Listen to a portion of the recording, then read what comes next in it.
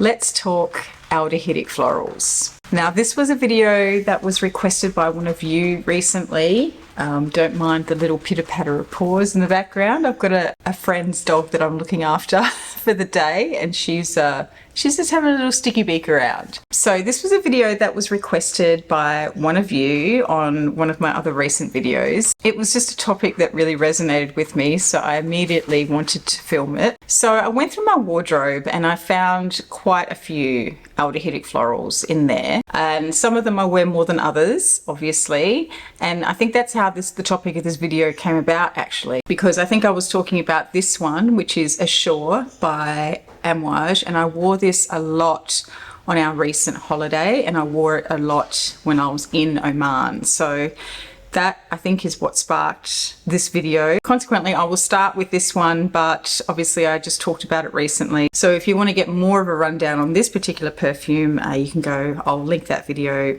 here somewhere. This is a really crisp jasmine perfume. It's aldehydic, obviously, and I do get a lot of jasmine from this one, so you do need to enjoy jasmine to enjoy it. However, the jasmine in here is not what I would consider to be challenging in any way. It's just a really clean, soft jasmine. There is a crispness in there, but I think that's probably mostly coming from those aldehydes.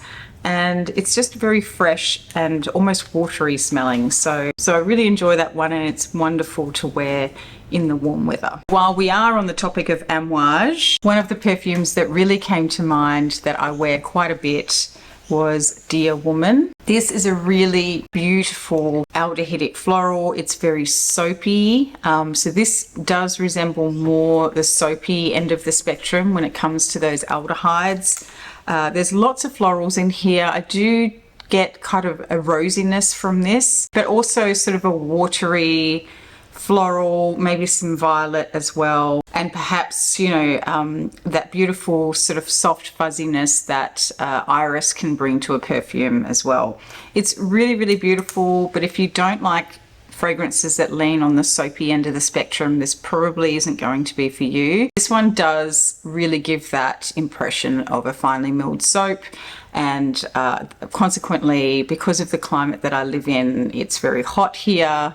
Perfumes can become very cloying very easily, so I really, really love this one because I think it just smells really clean, and it would be the perfect thing to wear with a white t-shirt, but also just has this really feminine, beautiful feel to it. And I just love Dear Woman. But I also have a mini of Gold Woman, and this one is the one that I'm actually wearing today. It's my scent of the day. This one I feel is sits a bit closer to the skin. It's kind of more soft than Dear Woman. It's definitely not as soapy as Dear Woman. I don't get as much sort of a violet aspect to this perfume as I do with Dear, even though I wouldn't necessarily classify Dear as a violet perfume. And I just don't find this one to be as sparkly. Dear Woman has a brightness about it. This one is a little bit more subdued. It's not soapy, and it's just more of a soft floral, and I really, really enjoy this one. I'm on the fence as to whether or not I feel I need to have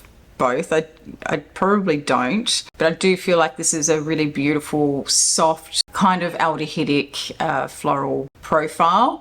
I will also note, though, that at one stage I did look up the notes on Dear Woman, I think on the Amouage website, and I don't think there are any, I don't think they actually list aldehydes, but I'm pretty sure it's well accepted that these are sort of more aldehydic floral perfumes. So that is Dear Woman and Gold Woman by Amouage. Next is one that has been discontinued. I think it still does pop up here and there on discount websites and things like that, but as this is a video on aldehydic florals that are in my wardrobe, then this one cannot not be mentioned. So this one is by Frederic Malle. It was a collaboration with Elbaz. It is quite a challenging aldehydic profile. I've heard people describe it as being kind of animalic, and for a long time I just could not get what they were talking about, because to me this smelled very rosy and clean and crisp. It's quite woody as well. There's a slight earthiness to it. But there is a spicy undertone in this, which I really don't get that much when I put it on me, on my skin. But when I spray it on a strip, there is something in there. It almost feels leathery in a way, but I don't think there is any sort of leather accord in this perfume. But it sort of has this kind of spicy, leathery undertone to it that, in contrast to the beautiful, clean, crisp rosiness that you sort of get in the top, it can come off, I guess, to some people as feeling a little bit animalic, but I wouldn't classify this as animalic personally, but that's just me. On my skin, it feels quite, I wouldn't describe it as sparkly in any way. It's not that kind of aldehyde, but it's quite clipped. It's very smooth and sort of a crisp finish on it. And it's just a really, really beautiful perfume. I tend to only wear this one for more special occasions because I just feel like it has a little bit more of a nighttime edge to it. I think because of those sort of earthy, woody undertones that it has compared to other floral aldehydes in my wardrobe, which I'll be talking about today. A lot of the floral aldehydes that I wear, I tend to wear in the daytime, in the spring and the summer, because I want that sort of fresh, light aspect to them. So anyway, that is Superstitious by Fleur de Louis, a really, really great one, but definitely not for everybody. Another favorite of mine is Fleur de Peau by Diptyque. Really, really beautiful, musky, aldehydic, irisy fragrance. Just let me spritz it on a strip here. I mean, this was always going to be a good one for me because of the iris and, you know, with that aldehydic tone to it as well. And what I really like about this one is the iris and maybe the floral notes in here really soften those aldehydes right down, and so you still get that clean, smooth, cool undertone that aldehydes can have, but it's not waxy and it's not sparkly, it's not too sharp. It's really softened down to this beautiful sort of powdery, musky texture to the fragrance. And I will just say, when I'm describing perfumes, I get textures a lot. I get colors, I get textures, and I do get comments sometimes from people who just go, well, you know, to describe something as fluffy, for instance, is just so silly, you know, because how can a fragrance be fluffy? But to me, they can, because perfume has texture in the way that it smells. And perhaps that texture is being imparted by my brain and it's not actually there, but that's just how I describe perfumes. But to me, this has an element of smelling like how a clean shirt would smell when you've just ironed it. So you've still got that lingering smell that comes out of it from the heat of the iron, even though the shirt itself may not be hot at the time, because there is sort of a cooling temperature to this perfume. Not mentholy or anything like that, but it just has a very cool, smooth feel to it, like a cool fabric on your skin, and it's absolutely gorgeous. I love Fleur de Peau. Let's step back in time for a moment, shall we, and revisit the 70s when Rive Gauche was released. This is the women's version. There is a men's version which came in a black instead of blue. There was black or grey. And this is a really underrated aldehydic floral. I love this perfume. I've still got a little bit left, but I may need to invest in another bottle of this. And yes, I'm sure it has been reformulated, and I'm sure it's just a shadow of its former self. And oh my gosh, how amazing would that be to be able to go back and smell the original? But I still think this is a wonderful perfume, and also not that expensive to buy. It does have a bit of a vintage edge to it. There's lots of, I think there might be carnation in here. There's definitely a green element to this perfume, so it does have a little bit of that sharpness in the opening, which I actually really enjoy, but I know a lot of people don't.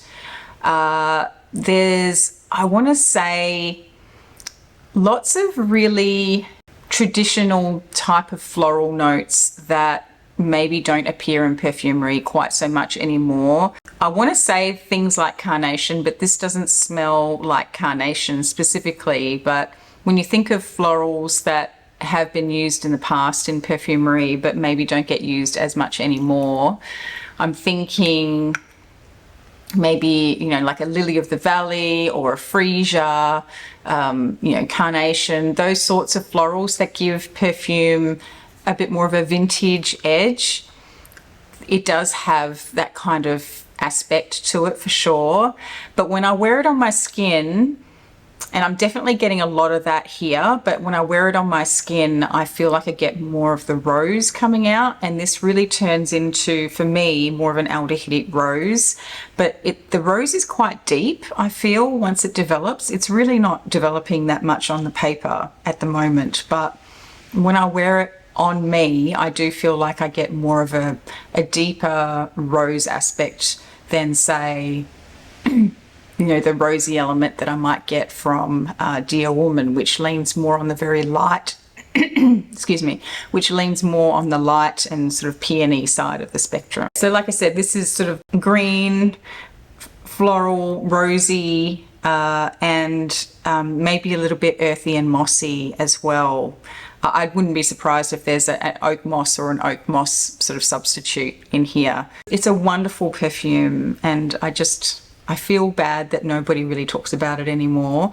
I have to say, I did ignore this perfume for a very long time because I did not like the packaging of this, but now it's grown on me. I do like it now. I think it's pretty cool, and it's great for traveling because for obvious reasons. It's not glass, and it sprays, I guess, a little bit more like a body spray than an actual perfume. So it's a very, and it's lightweight as well because of the aluminium. That is Rive Gauche by Yves Saint Laurent. Highly underrated aldehydic perfume that you can still get these days, and it won't break the bank. Okay, here is another one that I have talked about ad nauseum over the past, certainly the past year or so, I guess. This is Pikovaya Dama by Ashore.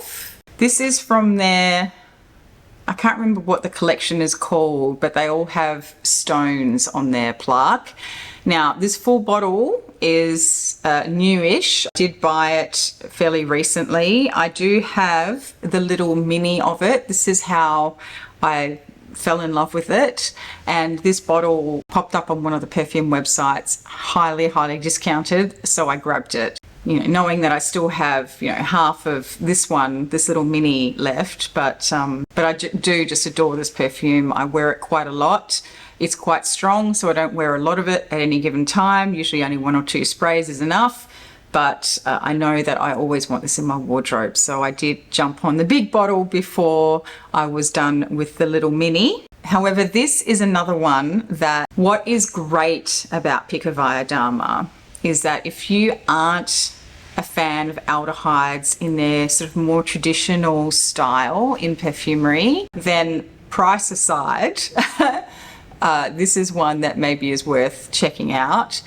It is really, really interesting, and it is so different to anything else that I will talk about today. First of all, even though it's kind of classified as being an aldehydic floral, and there is rose in here, reality is that it doesn't really wear like an aldehydic floral. To me, it wears more like an aldehydic woody amber. It's got a very deep sort of ambery woody base, not super dark amber, but it does have an ambery sort of base, probably some benzoin and vanilla in the base, and then it has quite a lot of woods as well, and there's this sort of resinous feel to it, and texturally it comes off quite buttery, maybe a little bit waxy. There is definitely a woodiness to it as well. It is absolutely gorgeous, and I know, I'm sorry, I shouldn't hype it because it is a really expensive perfume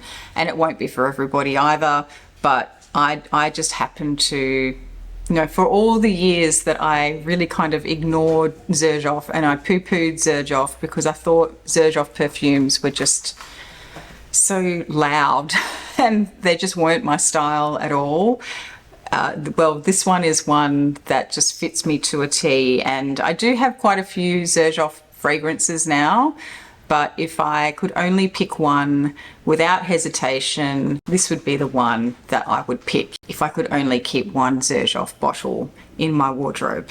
So that is Pikovaya Dama. Next up is one that I haven't spoken about in a while. This one was sent to me by the brand a few years ago. This is called Richness, and it's by a brand called By Bozo, which seem to be gaining some popularity these days. So I think they're starting to get a little bit more traction in the market, which is nice to see. This is a really fresh aldehydic type of perfume. Again, it sort of leans on that sort of soapy end of the spectrum.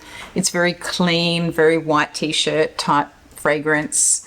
I love to spritz this one just out of the shower. I just feel like there's something even more fresh about it than a lot of the other aldehydic florals that I have in my wardrobe. Maybe there's an aquatic aspect to this that isn't super aquatic, so it doesn't turn me off. And I haven't worn it for a while, so let's just spritz it. Yeah, so the florals in here, this sort of wateriness that's in there, I think are coming from the floral notes, and I think there's a bit of violet and rose, and it just, but the florals are very light and fresh. They're not too heavy. They're not weighing the perfume down, and it doesn't become a heavy floral aspect. And then as it dries down, it sort of becomes more musky. So it's just sort of soft and airy, fluffy, a little bit fluffy, but then you have this thread of like clean, crisp aldehydes running through it, and it's just such an easy one to wear. I think it does remind me quite a bit of Blanche by Byredo, but I feel like this one is more floral from memory, and I feel like this one also has a little bit more body to it. So it just has a bit more presence, I think, than Blanche did. So that is Richness by Bozo. I have obviously worn it quite a bit, and I will continue to do so. It's a really great one. No aldehydic floral video would be complete without at least one Chanel on the list. Now, I did contemplate putting number 5 on the list, of course, for obvious reasons. Number 5 was really what put Aldehydes on the map for perfumery. However, if we're talking about the ones that I reach for the most and the ones that I love the most, then this definitely is more of a favorite. I'm more likely to reach for this than number 5. If we're talking about the eau de parfum, I obviously own Low, as I've talked about many times, and I do wear that a lot. I probably wear that more regularly than this one, but this is the one that I think of as being one of my favorite aldehydic perfumes. So this is number 22 by Chanel. It is from the Les Exclusives line. This is technically an aldehydic white floral. I think there's lots of tuberose in here, some ylang ylang as well. I definitely feel like I get the ylang ylang aspect, but there is also rose in here, and I have often said that I feel like I get more of a rosy aspect from this, but it's not, it's not a light, bright, pretty rose. It's not a green rose either. It is more of a soft, deep rose in the background. Whether I'm just imagining it or whether that's just how the notes come together for me and I'm not actually smelling rose at all, I don't know, but that's what I feel I get. So I know that everyone talks about it being a white floral.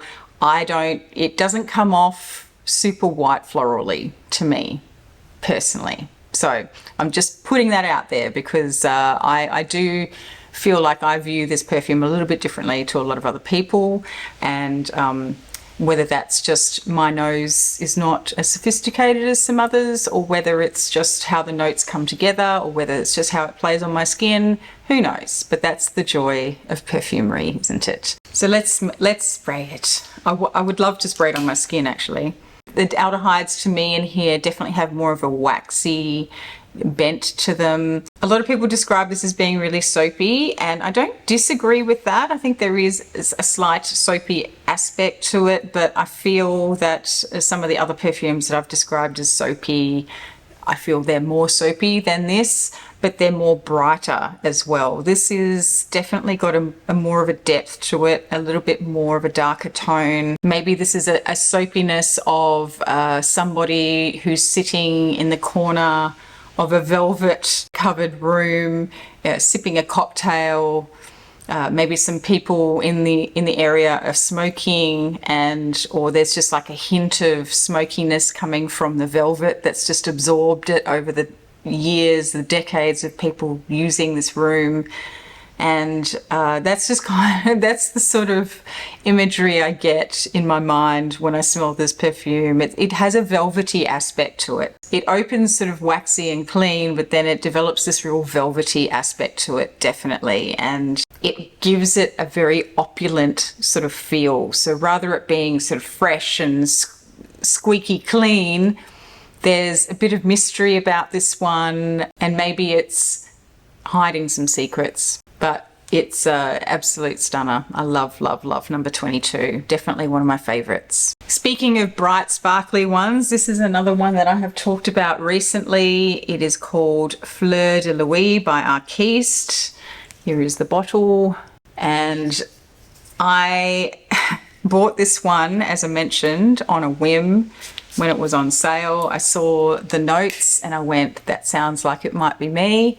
And I just picked it up, and it is so clean and fresh. It's clean and fresh, but I don't get that much of a soapiness from this. But definitely it's bright. It's very, very bright. I get a really sort of sparkly, almost effervescent feel to it. It does make me think of champagne in the daytime on a spring day when the sun is hitting the glass. But the undertone is quite smooth and crisp, and there are times when I put this on, it can be a little bit too much in a way, because I feel like there's a crispness in here that it can be quite piercing on certain days.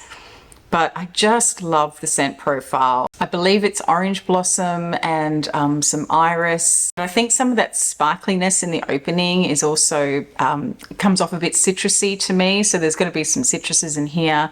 The thing about Artiste perfumes is that I can very rarely pick out any particular note, although with Misfit definitely get a musky patchouli sort of aspect to that one. But this one, I'm not sure if I'm terrible at picking out individual floral notes at the best of times anyway, but I do feel like this one has more of a woody base. So as it dries down, I definitely get more of that smooth iris, you know, some light woody elements. It's not sweet. I don't get any sort of vanillic aspects to this at all. Or nor sugary or anything like that, which makes it a very interesting orange blossom to me, because a lot of orange blossom fragrances that I've smelled over the years do have, you know, that element of sweetness about them. I don't find this perfume to be particularly sweet at all.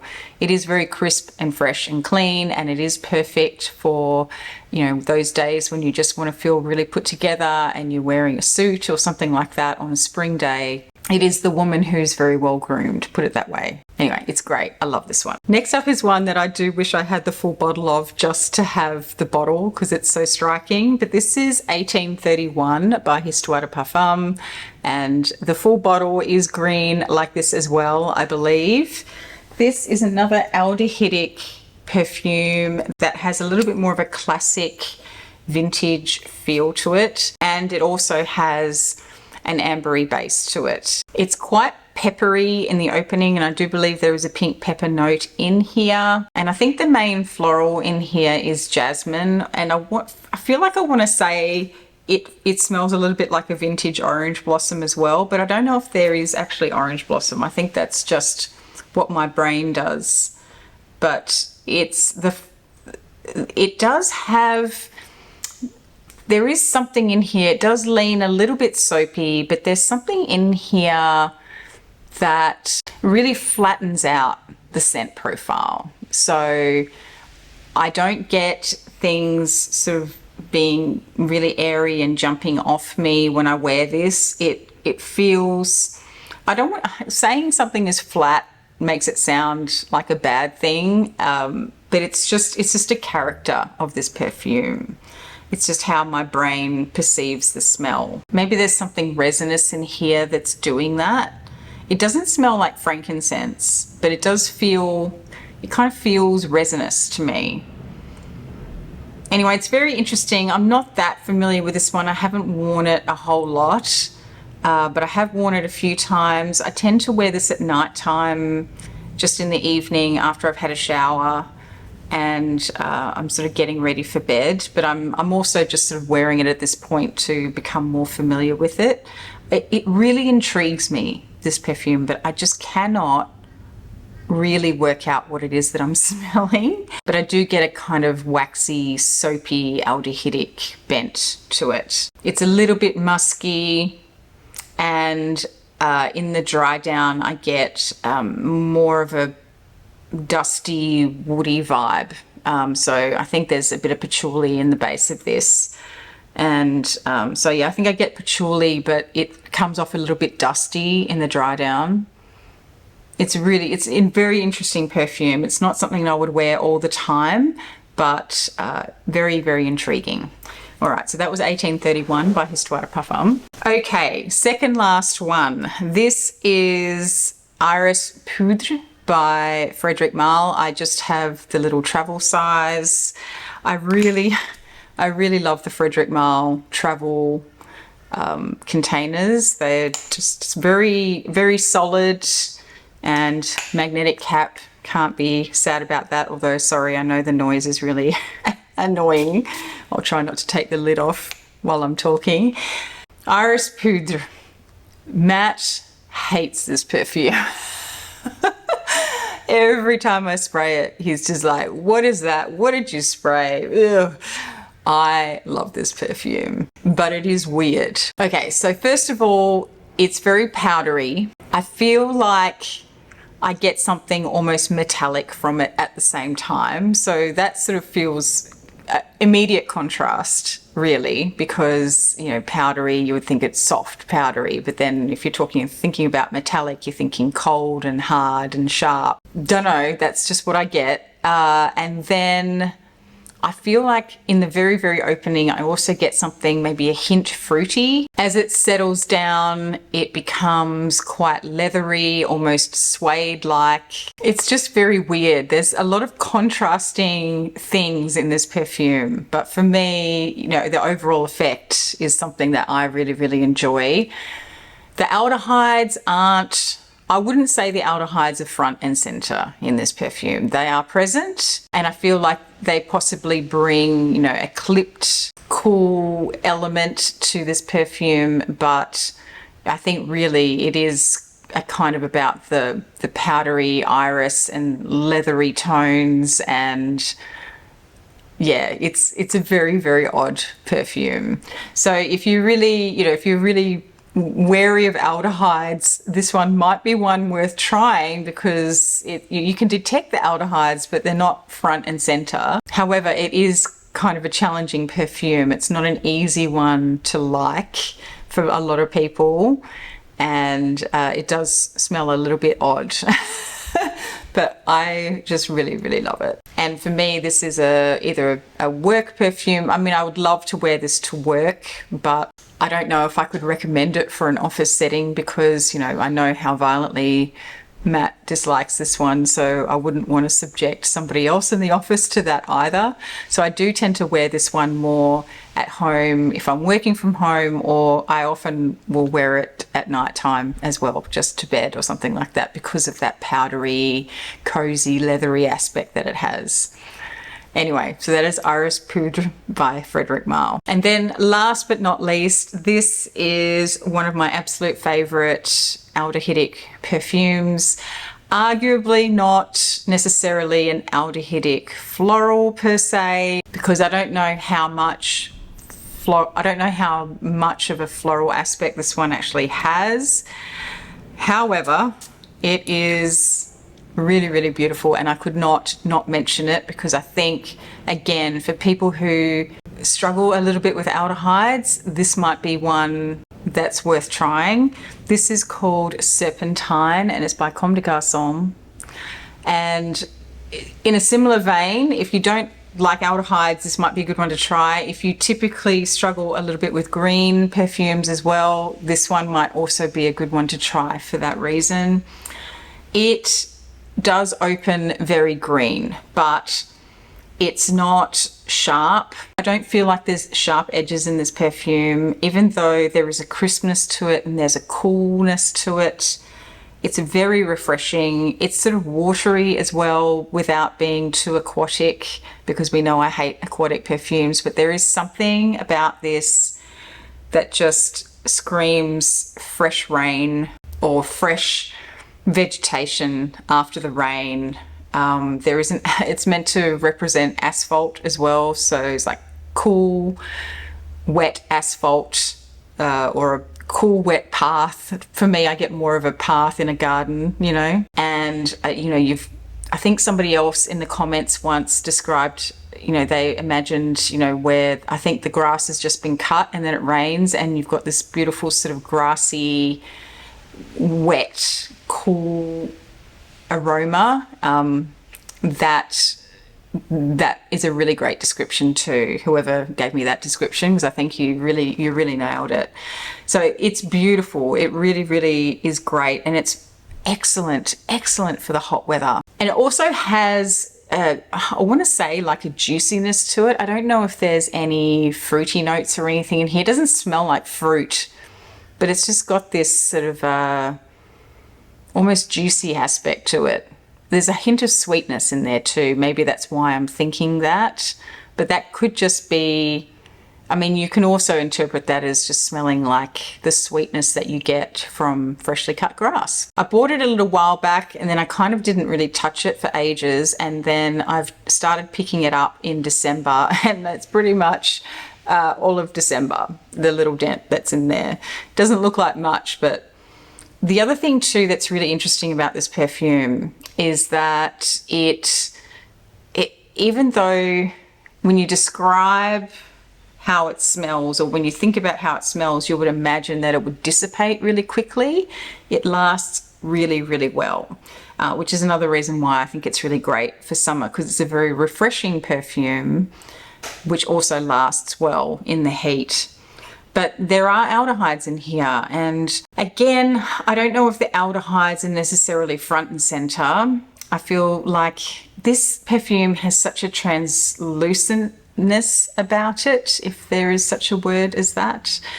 I don't necessarily get much color. I do get sort of fresh water in my head when I think about this perfume, even though it's got all these green notes in there, and I do get sort of an imagery about the vegetation and the grass and the flowers, but I don't get a lot of color from this. I just get, you know, when sometimes you see those advertising images of water and it's just drops of water coming in front of a white background, and all you've got is like the steely grayness of the water drops.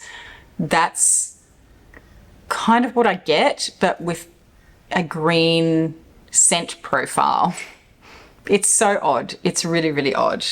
So that is Serpentine by Comme des Garçons, and this would be one of my most worn perfumes in late 2024, actually.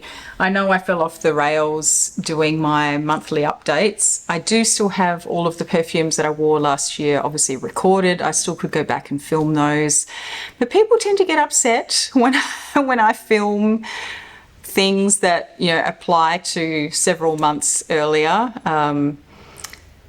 I don't know, maybe I'll film it, maybe I won't. I haven't been keeping a daily record this year, just too much has been happening. My brain has just not quite been there, but I will try, but maybe for the second half of the year I might try and pick that up again. So that is the aldehydic perfumes in my wardrobe. If I had to call out my absolute favorites from this list, maybe my favorites will be different to my most worn, but I would say if I had to pick 3 out of this list that are my most worn of the bunch, then it would be number 22, Dear Woman. Dear Woman, especially because I also have the body lotion of this, and I often wear the body lotion to a spin class so that I'm not spritzing perfume on, but I do have something on my skin that makes me feel fresh and clean. And because it smells so soapy, it's perfect. So I wear Dear Woman in different formats, is all I'm saying. And then Pikovaya Dama is one that I definitely wear a lot. And this is sort of this has become one of my go-to perfumes, particularly because I do have the little mini 15ml travel size one. It has become one of my go-to perfumes to pack when I'm traveling, because I feel like this just suits any occasion. If we're traveling and we're going to be going out somewhere fancy for dinner, then this will work, but it'll also work for daytime as well. So I have been leaning a lot on Pikovaya Dama. And then if I'm talking about specifically for the warmer months, I would say I also would wear Serpentine a lot. All right, thank you so much for watching. If you did enjoy this, please do give it a thumbs up and subscribe if you are not already, and I'll see you in the next one. Bye.